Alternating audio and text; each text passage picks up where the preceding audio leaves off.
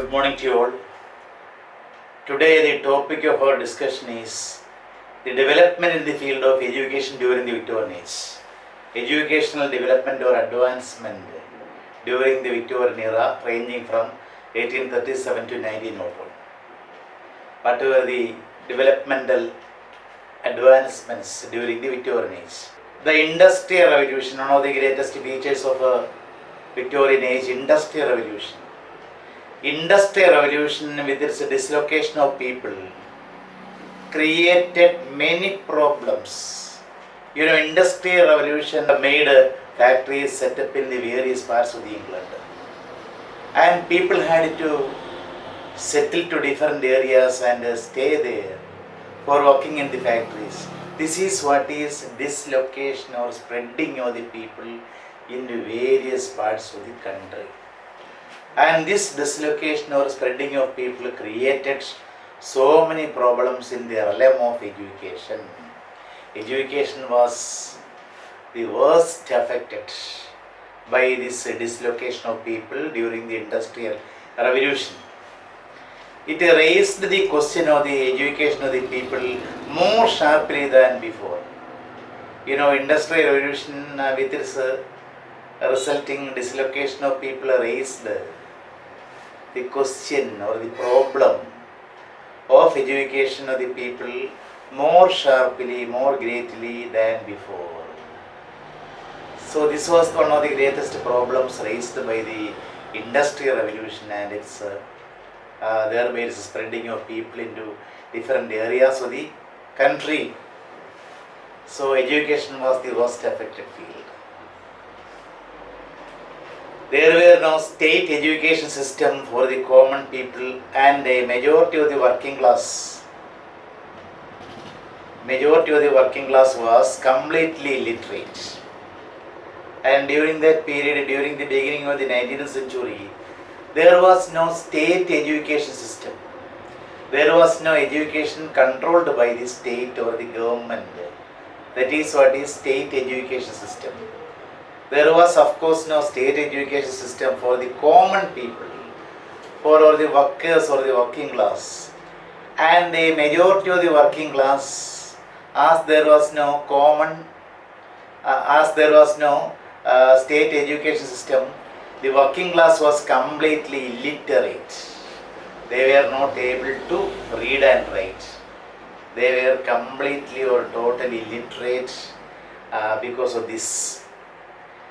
The only schools available for the working class were of three kinds. At the beginning of the 19th century, the only schools ready for the working class, for the workers, were of three kinds or three types. There were three kinds of schools were readily available for the working class. They were the dame schools. The schools supported by private subscription, and the charity and the Sunday schools. These were the three types of schools, three kinds of schools available for the working class at the beginning of the 19th century. Which were they? The dame schools. Dame means old women. Dame schools means schools run by old women. Then the schools supported by private subscription, private donation by private individuals.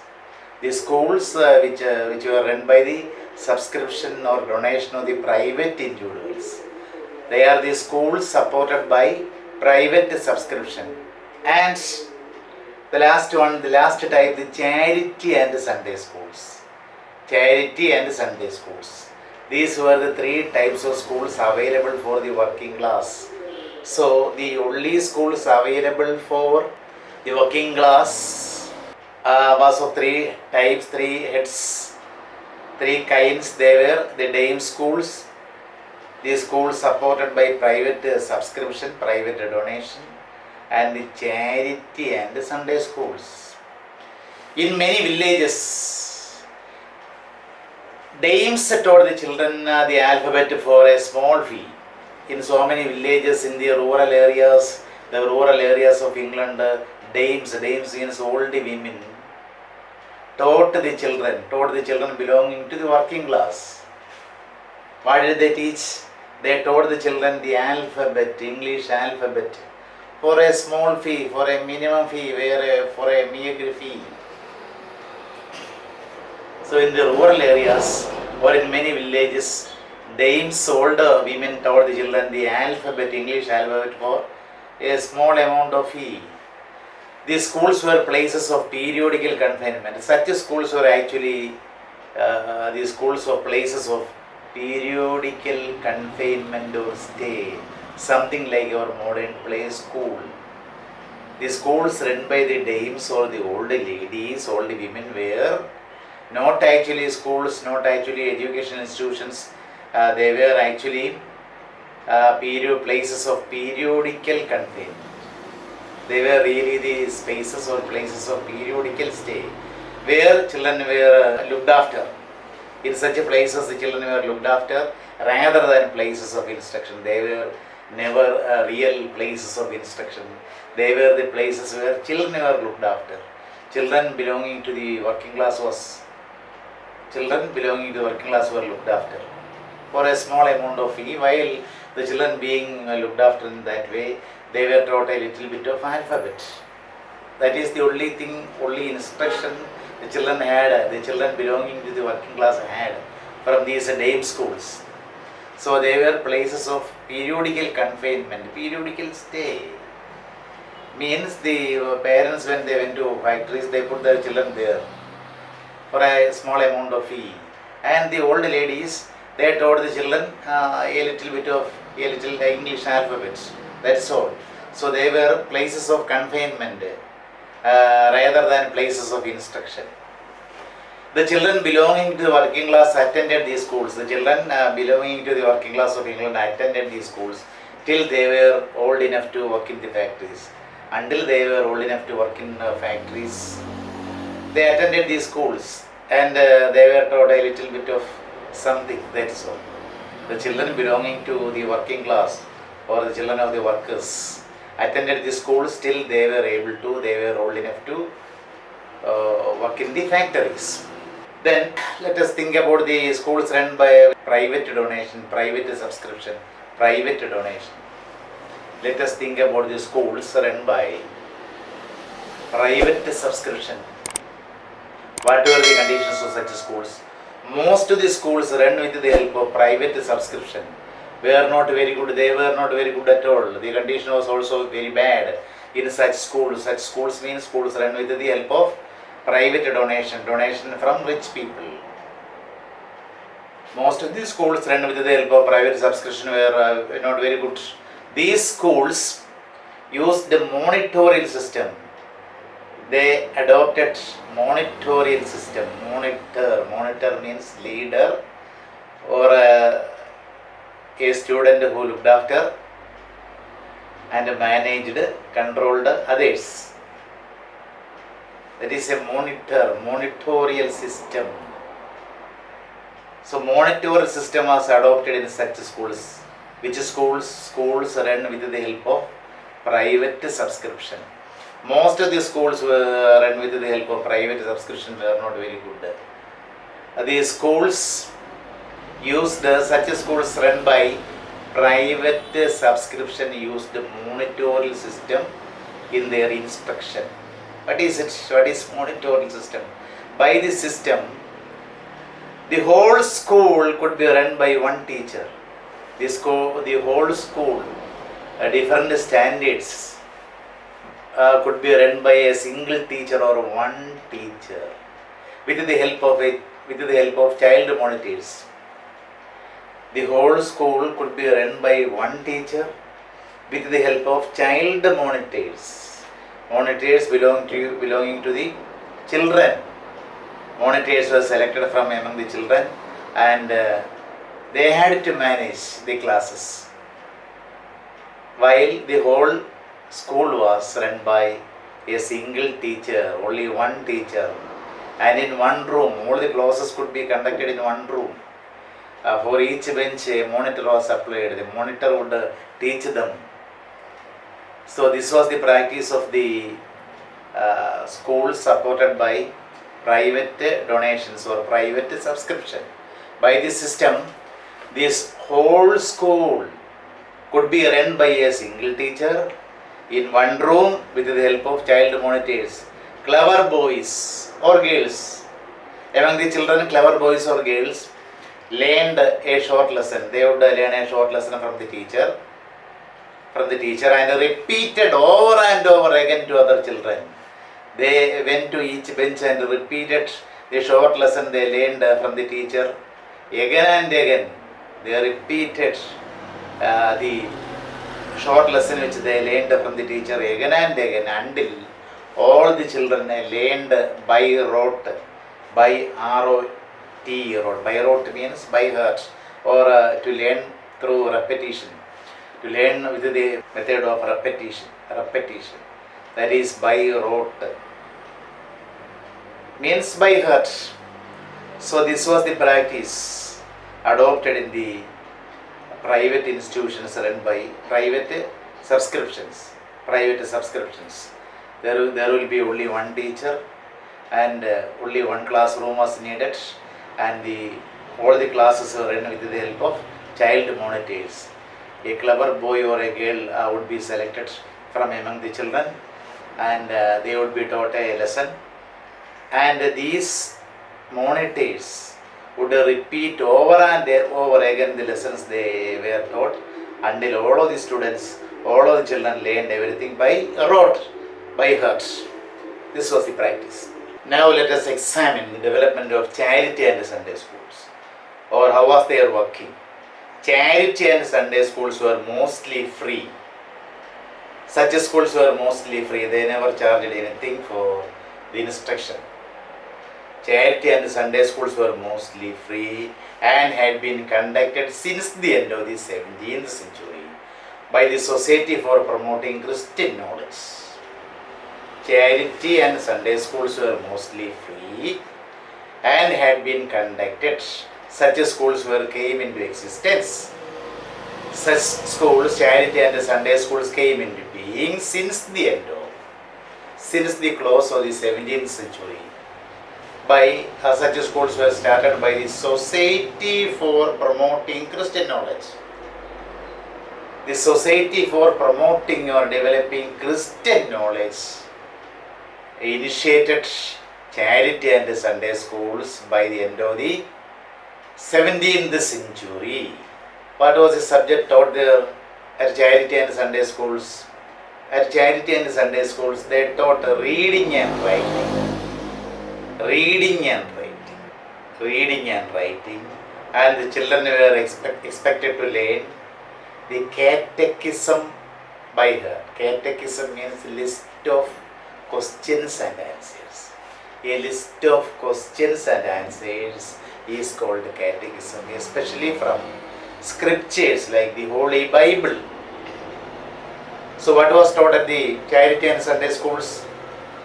They taught reading and writing, and the children were expected to learn. They were believed to learn the catechism by heart. Sunday schools normally aimed at teaching the children to read the Holy Bible. So the aim of the Sunday schools was to teach the children to read the Holy Bible. Sunday schools normally aimed at teaching the children to read the Bible. It was the aim of the Sunday schools to make the children read the Holy Bible. Then children from well-to-do families were luckier than those from poor ones. In those times, children from well-to-do families. Well-to-do families means rich families. Well-to-do, rich families. Children from rich families or aristocratic families were luckier than those from poor ones. Poor ones means poor families. The children from rich families were always luckier than the children from poor ones or poor families. Because when they were young, when the children from the rich families were young, they had nannies to look after them. Nannies were employed in the families. Nannies were women or ladies employed for looking after the children in rich houses. And the nannies were expected to teach them and look after them properly. like Shofana's character in the film Minnar.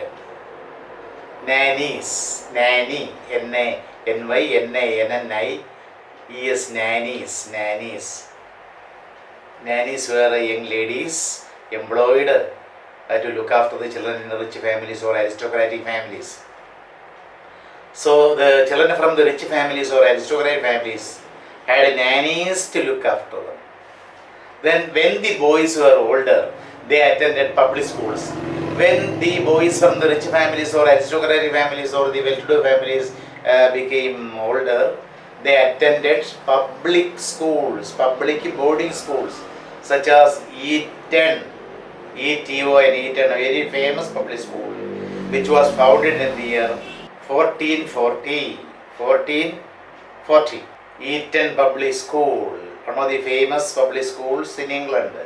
And Rugby, R-U-G-B-Y, Rugby, which was established much later, which was founded much later in the year 1567.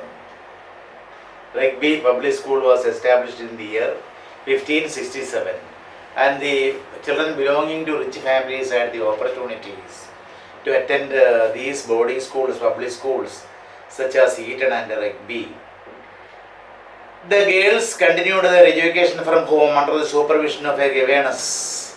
In the case of the girls, they continued their education, they continued their instruction from homes under the supervision, under the guidance of governess. Governess means ladies employed to look after children, especially girls, to look after the children.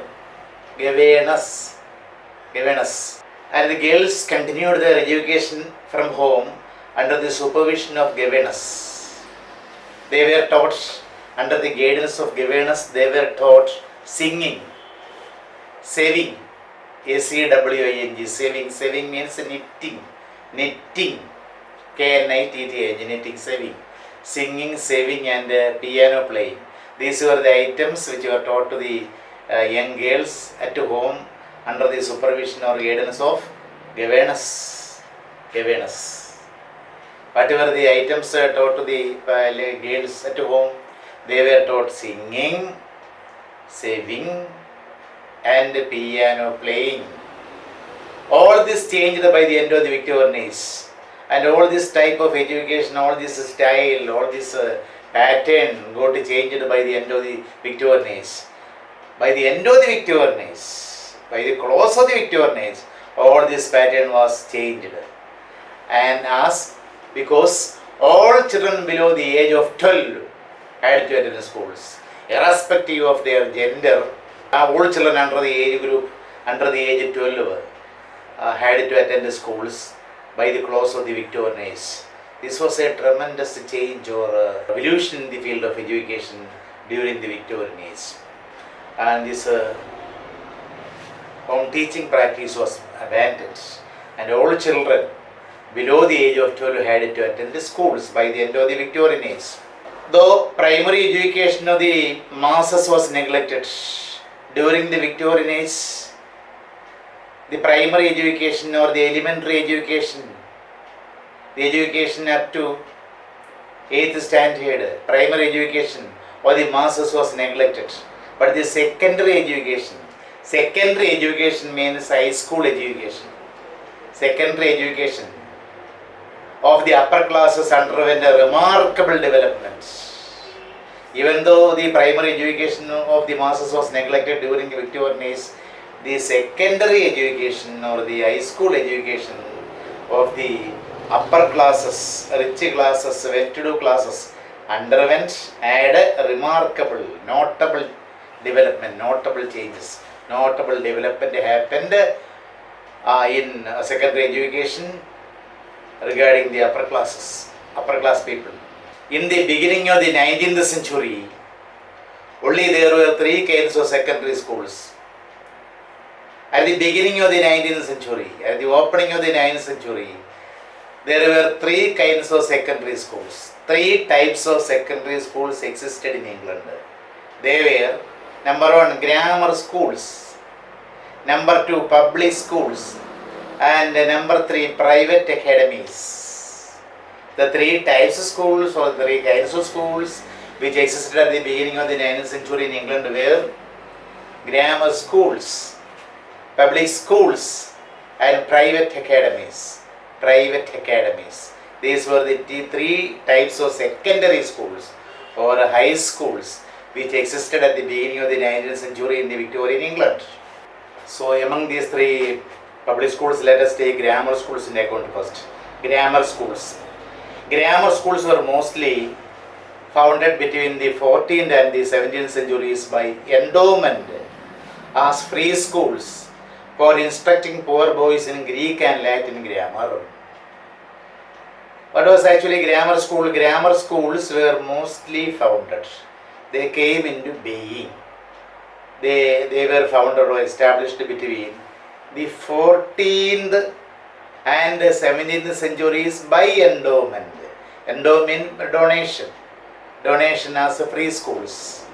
They existed, they were founded with the help of endowment or donation or a fund given by rich people as free schools. What was it saying? For instructing or giving education to poor boys. These schools were meant to give instruction to poor boys in Greek and Latin grammar. Not English grammar, Greek and Latin grammar. Greek and Latin grammar was taught in grammar schools during the beginning of the Victorian era. Grammar schools were mostly founded between 14th and 17th centuries by endowments, donations, as free schools for instructing poor boys in Greek and Latin grammar. But due to inflation, what happened? Due to inflation, the endowments became inadequate. The donation became inadequate. Due to inflation during the beginning of the 19th century, the endowments became inadequate to run these schools. Due to inflation, the endowments became inadequate to run the grammar schools. So they started taking paying students along with the free students. So the grammar schools started taking, they began to take paying students along with the free students. They started entertaining paying students along with the free students, and gradually the former paying students replaced the later free students. Gradually grammar schools became the centers of paying students only. The paying students totally replaced the free students. It was the gradual change that happened to the grammar schools. Such schools were meant only for rich people, rich students. Only paying students were given admission there. So later what happened? The paying students replaced the free students. Slowly the rich and the aristocracy began to claim the education of these schools. And slowly or gradually or step by step, the rich and the aristocracy, the rich people as well as people belonging to aristocratic families, the rich and aristocracy began to claim the education of these schools. So instead of local schools for poor, they became, as if at first or in the beginning they were local schools. These grammar schools were local schools meant for the education of the poor people. They gave free education. But what happened? So instead of local schools for the poor, they became famous as exclusive public schools for the rich. What happened? Instead of becoming places of instruction for the poor students, they became famous as exclusive public schools. They became public schools, public boarding schools for the rich students. That was the transformation which happened in the case of the grammar schools, which started as a pure center for the poor people, and later it became exclusively the center of the rich students. There was little reform of the public schools by the government in the first half of the 19th century. During the first half of the 19th century or Victorian age, there was little reform. There was no reform at all of the public schools. Education reform was aimed at the elementary system only. At that time, educational reforms or education reforms were meant only for the elementary systems, elementary education system only, elementary schools only. Elementary system of education only had reforms at that period. But there were several headmasters in these public schools. There were headmasters whose zeal, whose enthusiasm and energy. Zeal means enthusiasm and energy or vigor and vitality. There were headmasters whose zeal brought about a lot of changes. By the zeal of the headmasters, a lot of changes happened in the public schools. Several headmasters whose zeal brought about a lot of changes in the public schools and made them prestigious institutions.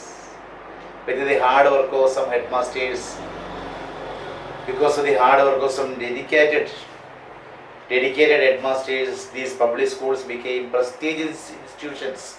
Several headmasters whose zeal brought about a lot of changes in the public schools and made them prestigious institutions. Outstanding headmasters were, during the period of Victorian age, the most outstanding headmasters were Samuel Butler of Shrewsbury. Shrewsbury is a public school which was established in 1552, earlier than the Rugby Public School, 1552. And Thomas Arnold of Rugby, and another famous headmaster during the Victorian era, Thomas Arnold. He belonged to the Rugby Public School. They were the strict headmasters under whose zealous efforts the institutions became highly prestigious. Who are the headmasters? Samuel Butler of Shrewsbury and Thomas Arnold of Rugby. And there was a demerit for these public schools. These public schools became notorious for indiscipline. Indiscipline was one of the hallmarks of these institutions. Indiscipline prevailed in these institutions, in public schools. The headmaster of Rugby Public School, Thomas Arnold, focused on the moral education of the boys. Thomas Arnold focused or concentrated on the moral education. He wanted to improve the morality of the boys. He believed that education means the fullest development of an individual. Education meant the fullest development of an individual, and he concentrated or focused on the moral education of the boys. Education for Arnold was inseparable from religion. He connected education with the Christian religion. According to him, education was inseparable, not a separate entity from religion. To him, education was part and parcel with religion. That was his policy, or that was his viewpoint. Education for Thomas Arnold, the famous headmaster of the Rugby Public School, was an inseparable part from religion, and his aim was to train a boy to be a Christian, a gentleman, and a scholar in that order. And he visualized a great pattern of education, and it was this. His aim was to train a boy, his aim was to give training to a boy to be a Christian, to be a true Christian, to be a true religious Christian first.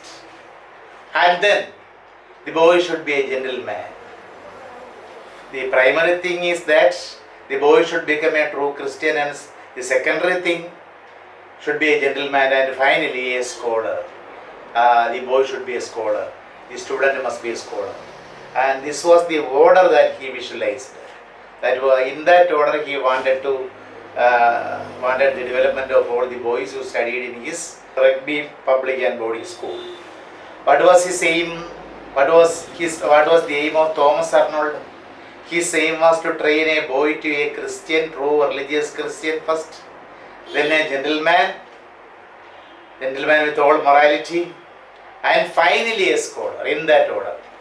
He believed that all senior boys of the 6th form would influence the whole school, and There was a belief in him that the senior most student would certainly influence the junior most or junior students, and he believed that the senior boys of the 6th form or 10th standard, present 10th standard, 6th form, 10th standard, could influence the whole school.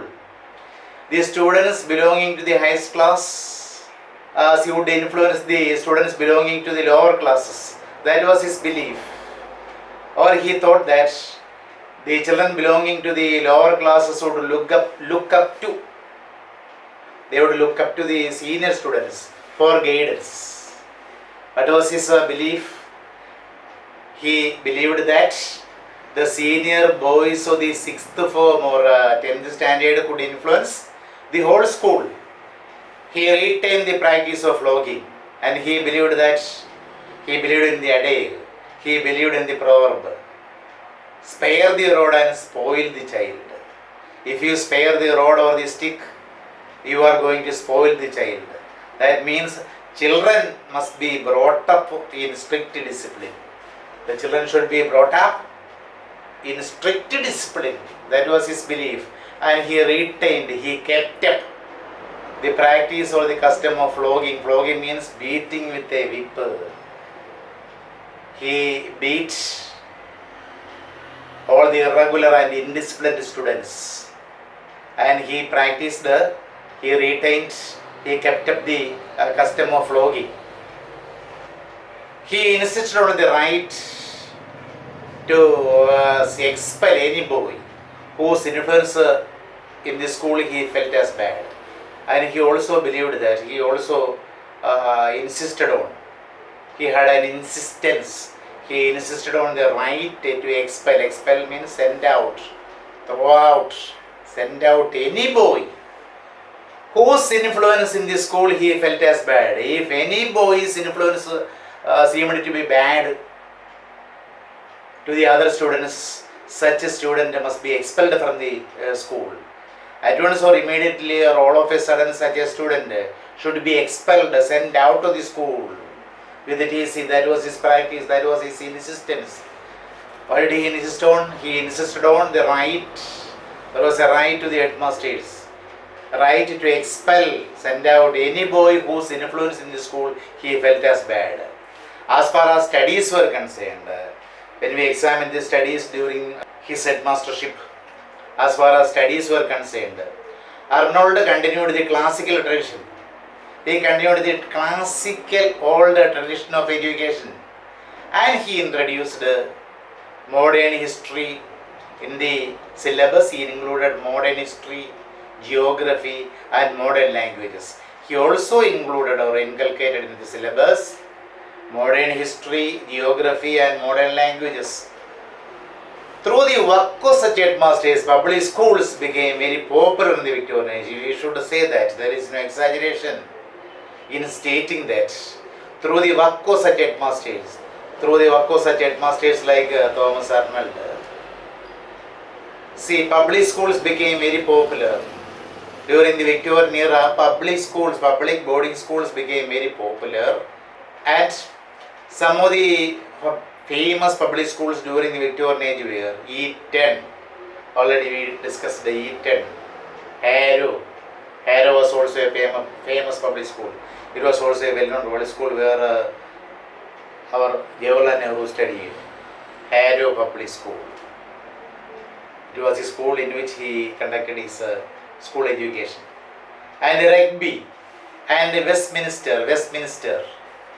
So the famous public schools in Victorian age were Eton, Harrow, Rugby and Westminster. Eton, Harrow, Rugby and Westminster. Then several changes were brought about in university education also. When we examine the education of universities during the Victorian age, we can see that several changes were effected. Several changes were brought about in university education also. The changes can be examined under three headings. We can see the changes that occurred in university education under the three titles or three headings. 1. Change in staff, change in teaching staff. change in staff, change in syllabus, and change in students. Change in students. So the changes in the university education can be under three headings. They were change in staff, in syllabus, and in students. Up to the 19th century, the staff of Oxford and Cambridge comprised of clergymen only. Clergymen means priestly class, priests only. Up to the 19th century, up to the Victorian age, the staff of Oxford and Cambridge, famous universities in England. Even now, the oldest is Oxford University. So up to the 19th century, the universities such as Oxford and Cambridge comprised of clergymen only. By the end of the century, by the end of the Victorian century, there was a tremendous change. So by the end of the century, end of the Victorian age, many of the staff were laymen. Laymen means non-clergymen, means common people belonging to the church who were not a priests. Common people attached to the church who were not priests, who were not ordained as priests. They were laymen. They were believers. They were members of the church, but not clergymen or priestly class. So by the end of the 19th century, what was the tremendous change came over the education of the universities. Universities began to appoint only laymen as the staff. Anyone aspiring to academic career. At that time, anyone aspiring or desiring to have an academic career, academic job, had to take a religious test. And also there was a bad practice. Anyone who is aspiring, who is longing, who is desiring to have an academic job, academic career in the universities, had to take a test based on a religion. But the Test Act of 1871 abolished this bad practice. This bad custom of having a test by all the people who are aspiring for academic jobs was totally abolished by the Test Act. TEST, Test Act of 1871. The Test Act of 1871 abolished this bad practice, this evil practice. So the Act of 1871 abolished the practice of test, compulsory test for all who are aspiring for the jobs in the universities, and opened the gates of universities to any deserving candidates. And by this abolition of this bad practice, conducting a religious test for the aspirants, they were able to throw open the gates of universities to any deserving candidate, any qualified candidate was able to get academic jobs in the universities after the Act of 1871. Then another change in the universities was concerned to the syllabus. Let us discuss the change of universities regarding the syllabus. Another important change happened in the case of the syllabus in the universities. Up to the beginning of the 19th century, all classics, the classics was the chief subject. Up to the 19th century, up to the Victorian age, the subject in almost all universities was classics. Classics was the chief subject. Up to the beginning of the 19th century, the classics was the chief subject. Slowly the study of science, slowly this practice of studying classics only changed. Slowly the study of science and modern languages was included in syllabus. Slowly the study of science and modern languages was included in the syllabus. Scientific education became more predominant that.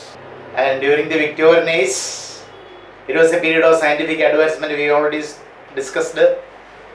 Scientific education became more predominant, more important, that it almost displaced humanism in the 20th century.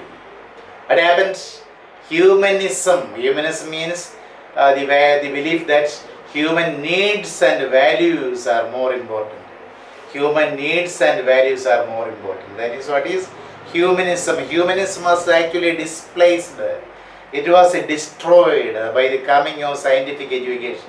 Scientific education became more predominant, more important, that it almost displaced, it almost thwarted, it almost sidelined humanism. Humanism means the belief that human needs and values are more important than anything else. Humanism in the 20th century. Today, this value-based education is considered highly valuable. Value-based education means cultivating values in the minds of the students. A type of moral education. Cultivating or inculcating values, the need for values in the minds of the students, that is value-based education. The value-based education is considered highly valuable. It is not at all reckoned or considered as valuable today. It is true that technologically and scientifically, the youth of the 20th century were very advanced. Or we can say, technologically and scientifically, the youth of the 20th century as well as the present century are very advanced. But in culture and civilization, they lag far behind the youth of the mid-20th century England. That is a truth. It is a true fact that culture, scientifically and technologically, the youth of the 20th century and our present century are very much advanced. But in culture and civilization, they lag far behind the youth of the mid-20th century England. Some colleges were exclusively for women. There were, during the Victorian age, some colleges were preserved only for the education for the women. Some colleges were exclusively for women. There were women's colleges, such as Saint Hida's College, Saint Hida's, H-I-D-A apostrophe, Saint Hida's College, and Saint Hugh's, Saint H-U-G-H, Saint Hugh's, and Somerville, S-O-M-E-R-V-I-L-L-E, Somerville. These were women's colleges prevalent during those times, existed during those times. There were colleges exclusively for women or women's colleges such as Saint Hida's, Saint Hugh's, and Somerville. There were also other colleges such as All Souls and Christ Church, which were co-educational, which admitted both boys and girls. Both the genders had admissions in such colleges. They were co-educational, which were the famous co-educational colleges during the Victorian age, All Souls College and Christ Church, which were co-educational. Although women were admitted to the colleges in the 19th century, women were admitted to the colleges, but degrees were not granted until 1920. Even though women were admitted and taught at these women's as well as co-educational colleges, they were not granted degrees until the year 1920. They were only granted degrees after 1920. So this was the hardship of the women. Even though they were admitted in women's colleges as well as co-educational colleges, they were granted degrees only after 1920. After the passing of the reform bills, we all studied in 1832 and 1867, the middle classes and the working classes were given franchise or the power to vote, right to vote. That we studied. After the passing of the reform bills of 1832 and 1867, the second reform bill, the middle classes and the working classes were given franchise or voting power or suffrage.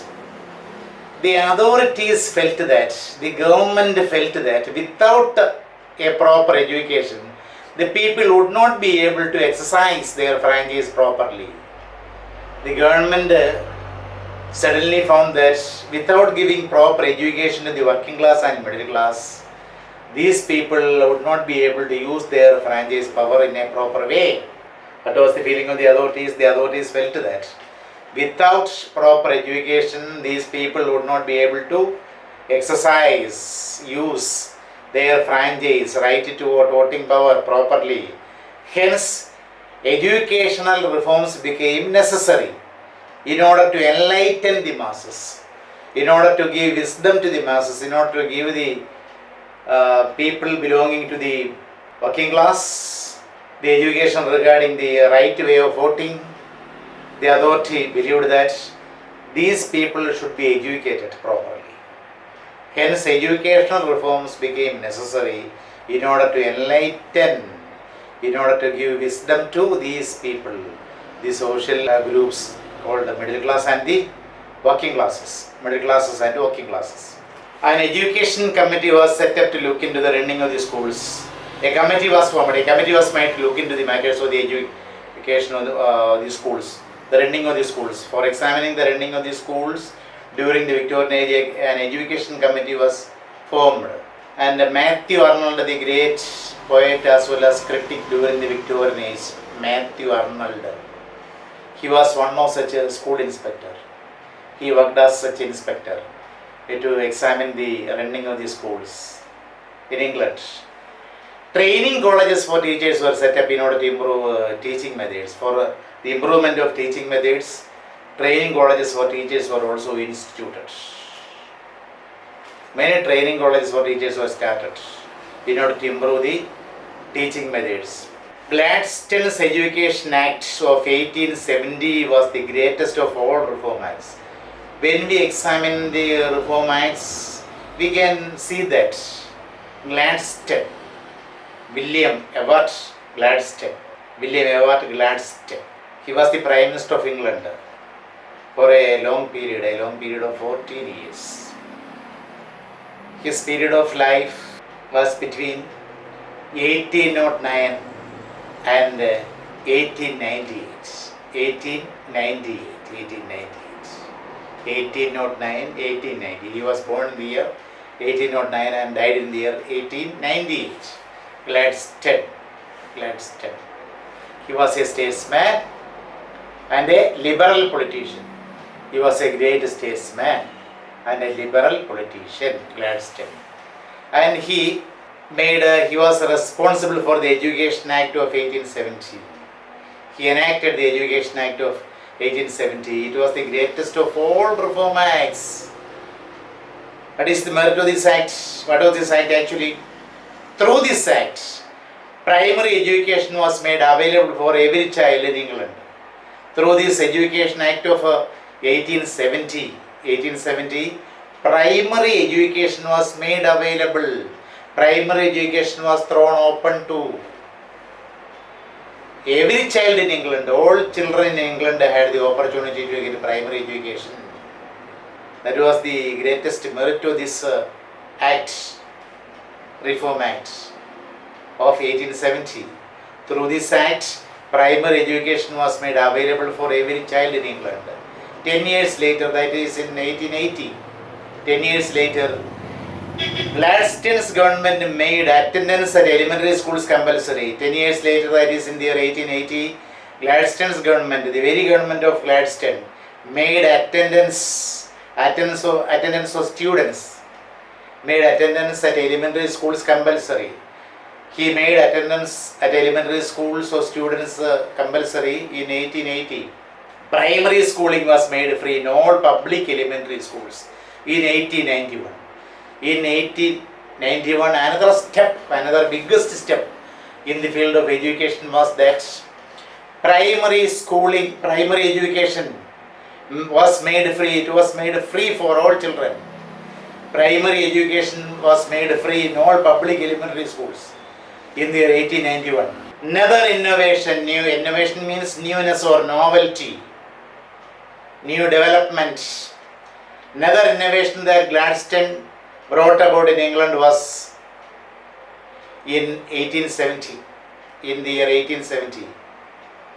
It was throwing all the posts of the civil servants to the public. In 1870, he also made a landmark in the case of employment. All the posts in the civil service, all the jobs in the governmental service was thrown open to the public. up to up to that period, people belonging to aristocracy or noble class obtained governmental jobs, and this practice was abandoned. And the doors of all doors of civil service was open to the public. In 1870, Gladstone's government brought about a tremendous change. It was throwing open all posts, all jobs in the civil service or government service to the public. These posts were decided by competitive examination, and the governmental posts were decided by competitive examination as it is conducted by PSC or UPSC in our country. Similarly, all the governmental posts or governmental jobs were decided by competitive examination and not by superiority of birth. Not by superiority of birth. Aristocracy and nobility had no place in the selection of posts, selection of workers, and the posts were, the works were, the jobs were decided by a competitive examination and not by the superiority of birth. By Gladstone's Act, by the Educational Act of Gladstone in 1871, there was at least one public elementary school in each district. In each and every district of England should have at least one public school by the Act enunciated by Gladstone in 1870. By Gladstone's Act in 1870, there was to be at least one public elementary school, government elementary school, public elementary school, government elementary school in each district. And these were under state supervision, and all these public elementary schools were under the state government supervision. Elementary education or primary education, elementary education was improved tremendously after 1870. After the Act of 1870, elementary education or primary education in England was tremendously improved. Elementary education improved tremendously after 1870, after the Act of 1870. Another important act in the field of education was Balfour's Education Act of 1903. BALFOUR Balfour's Act.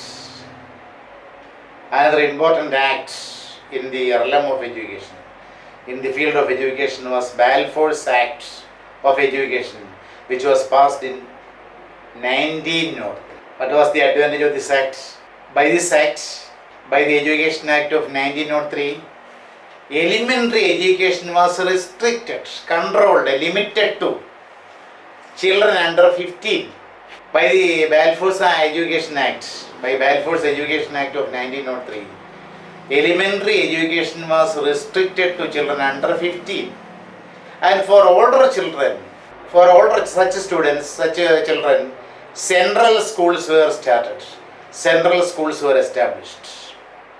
So by Balfour's Education Act of 1903, the elementary education or primary education were restricted or confined or limited to the children under 15, and for older children, central schools were started. So this was the development in the field of education during the Victorian age.